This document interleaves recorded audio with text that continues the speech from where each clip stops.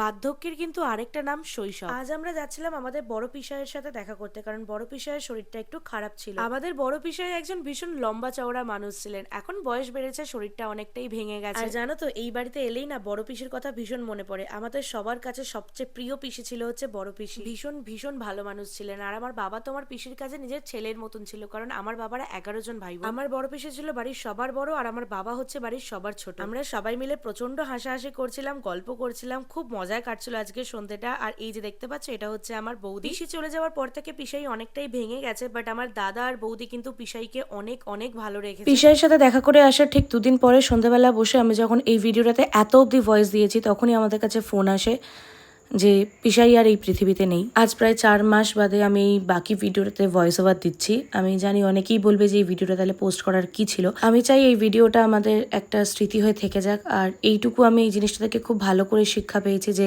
সময় ভীষণ দামি, ভীষণ।